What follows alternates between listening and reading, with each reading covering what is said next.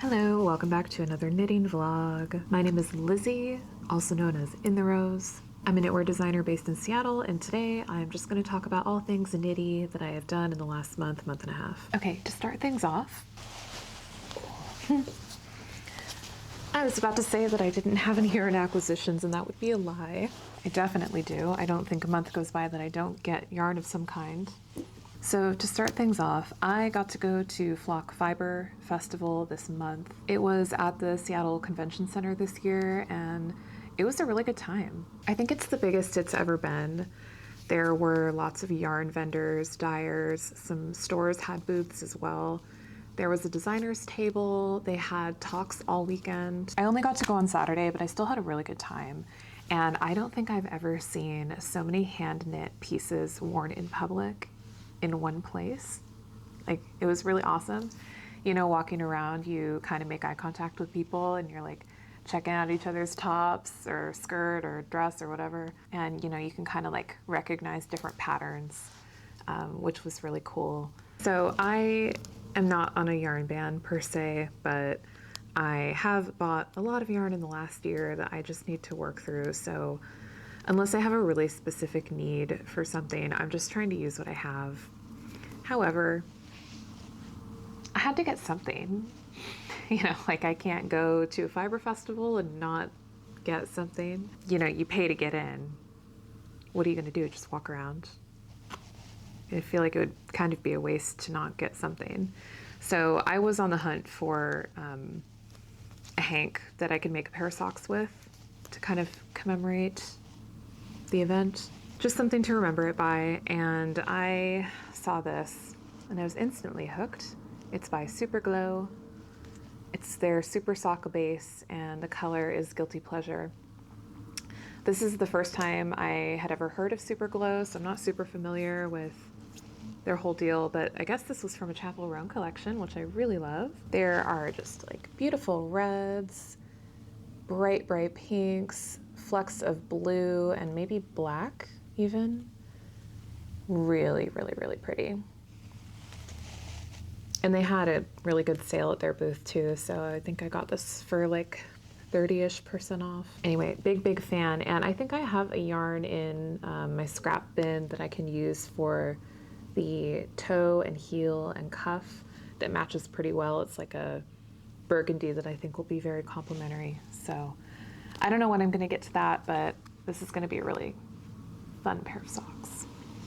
Okay, last yarn acquisition from the last month. I got some linen. This is a chain-knit linen from Color Mart. I am a huge Color Mart geek. I love their stuff. I'm actually really enjoying knitting with this because it's not very splitty. And my project is still small enough that I can tuck it into the cone still, which is nice. But I'm just making a little self-drafted boat neck tank top. This right here is the front. I've maybe worked to the armhole, and I'm gonna work on the back, connect them at the shoulders, and then knit the body. Now it looks really see-through when I hold it up like that, but on body it's really not. If I drape this kind of halfway over my sleeve of my dark sweater, you can't really see a line. So I'm not super worried about opacity. I will still wear a bra with it though. I don't know if I'm feeling that brave. This yarn still has its sizing on it, so it's a little uneven, and the yarn itself is actually kind of flat. It's almost like a piece of linguine. But once you block it, especially if you give it a good soak in some water with soap, it blooms really nicely and the yarn will look a lot more even. Any tension issues are going to block out really nicely. At least it did in my swatch. This is on 3.25mm needles. It's actually working up pretty quick though, despite that. So I'm really excited about this. This is my fun project because all of my other projects are kind of for work at the moment. So this is just what I work on. You know, I don't have to be productive. I don't have to get it done by a deadline. This is just in the evenings when I'm watching TV or need a break from work but still want to knit. So zero pressure with this one. Okay, so that was my yarn acquisitions and sort of a project. Let's move on to some other projects. Okay, this next one I showed a little bit of in my last knitting vlog. It's my diamond sweater. I believe you've only seen the body up to the armpits so far. However, I now have 2 sleeves and I'm halfway done with the raglan decreases. This is a bottom-up sweater. So I've got the ribbing and the cuff in just a solid color, and then I've got this all over diamond pattern. There are some stitches on hold on the underarms that I will use the Kitchener stitch to close up later. Here's a good look at the raglan decreases. I am really proud of this sweater. I've had some trouble just trying to figure out the design and how to do shaping with it because this stitch pattern that I've created, it's just kind of tricky to do increases and decreases with. You know, knitting stockinette is kind of like a grid, and the diamond shapes fit within that grid, and the rows really like stack up nicely, like it scales pretty well, but I don't know, you've just always, in all of my swatching, and I used an entire ball of yarn to swatch, this is kind of what I landed on for the increases and decreases. There's just not a super beautiful way to do it unless I really made the increases over-designed and maybe used a contrast color or something. I think that could look really cool. It's just not what I wanted to do for the pattern. So it's been a challenge, but seeing those V's line up really nicely here and you get this kind of cool arrow effect, I'm actually really happy with that. I think it looks nice, it looks interesting, it's not too disruptive of the pattern. And this is with different decrease rates as well. So on some of these I'm decreasing every other row, and on some of these I'm decreasing every 4th row. And I still managed to make it look pretty seamless. So I'm really excited about that. I cannot wait to have this done so I can finish writing the pattern and then grade it and then do a testing call. I am unfortunately waiting for some more yarn to arrive though. I ran out, and that's because I under-ordered and then I used a whole ball of it to swatch and I needed to keep the swatches. So I ordered some more yarn.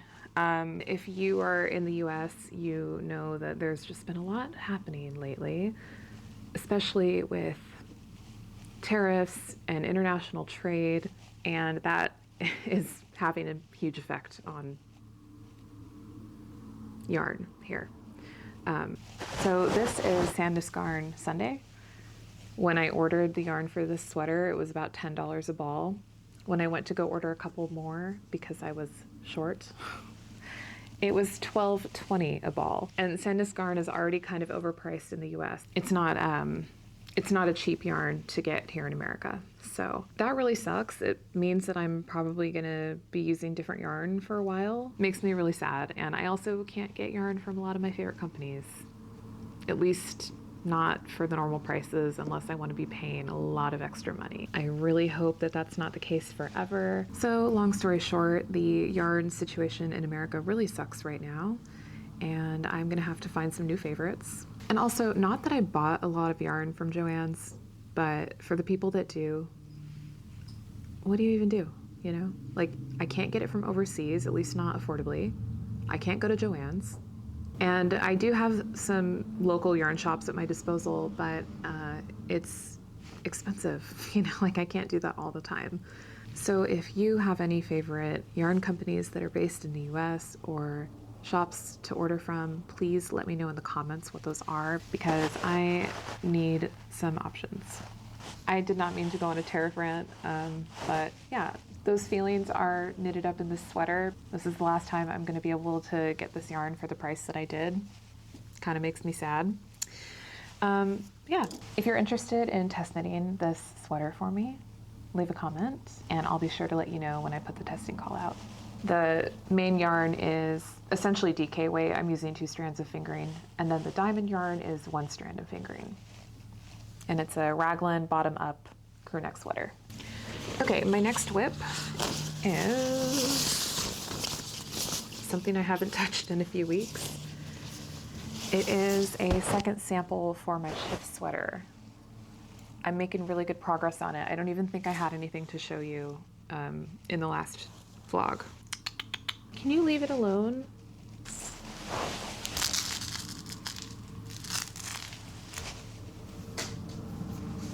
I keep a basket of cat toys over here so I can throw them if my cats are getting into things while I'm filming.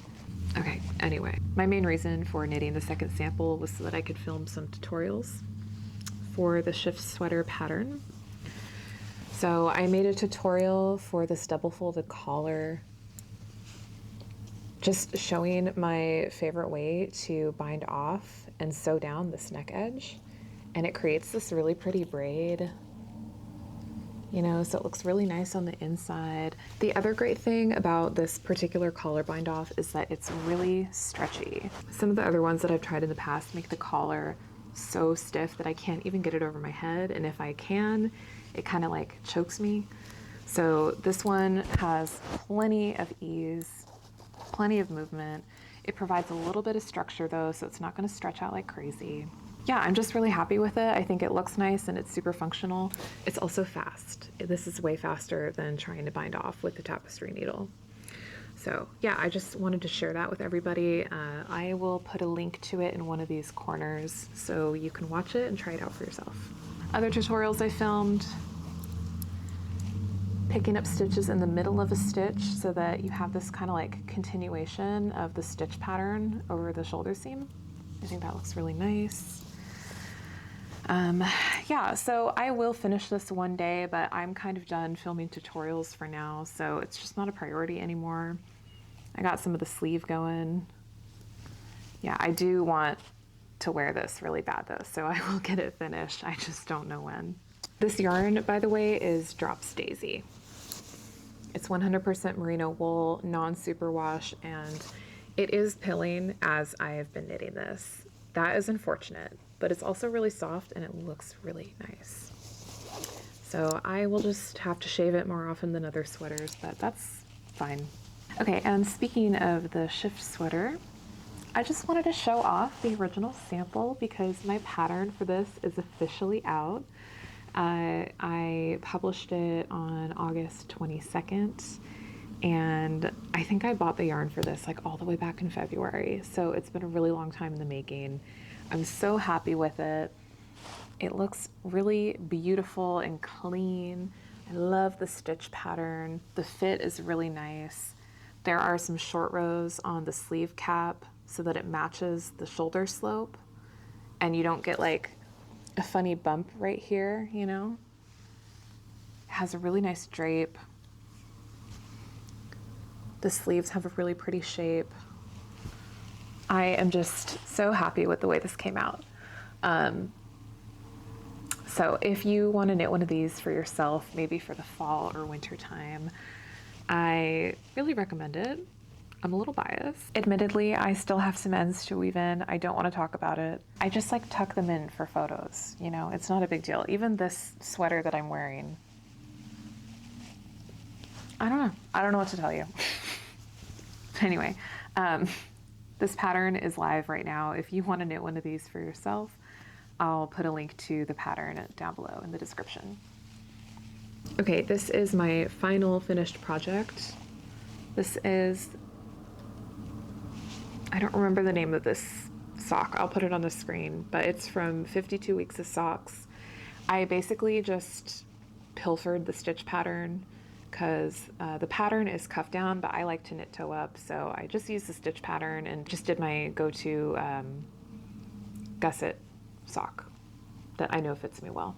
If you saw my last knitting vlog, you will know that I restarted this sock. This is the restarted one. It's all finished. I went ahead and unraveled the first version, and I'm much happier with the fit. I restarted this sock because the stitch count was not high enough. I could not get it over my heel. If you make this sock a larger circumference, you have to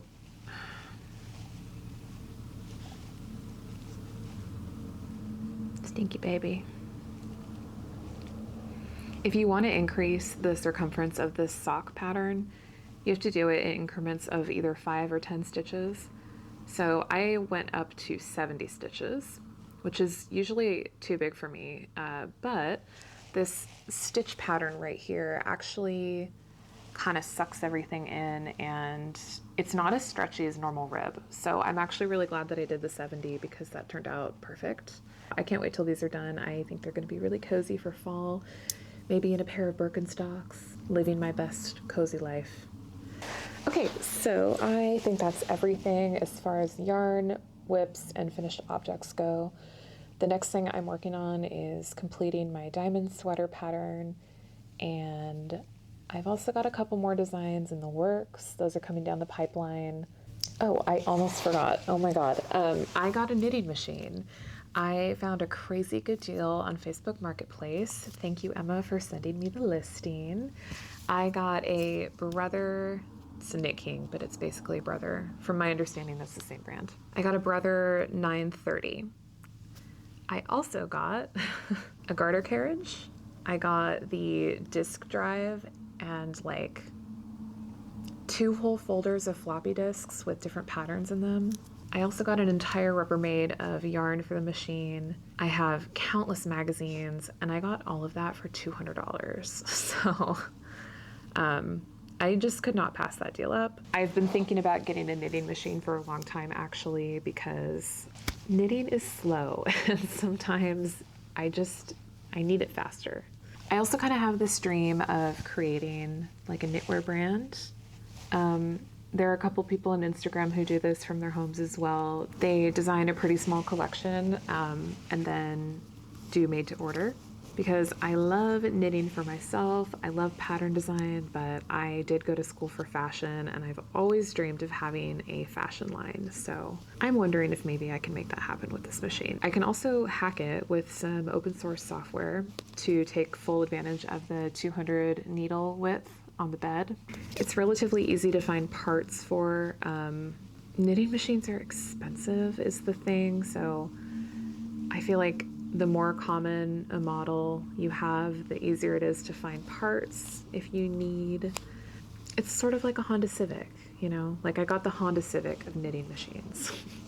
So it won't be too expensive to repair or get replacement parts for. It'll probably be a little while before I post any content about it because I need to replace the sponge bar and give it a really good clean. It has been sitting in storage for a while. Long story short, I am just really happy to get a knitting machine. I've wanted one for a long time, and I feel like it'll just open up a world of possibilities for me. Oh, guess whose microphone died? Perfect timing because I was kind of done yapping anyway. If you enjoyed this knitting vlog, leave a like and please consider subscribing. It really helps a lot. Let me know in the comments what you've been working on, and I'll see you guys in the next one. Bye.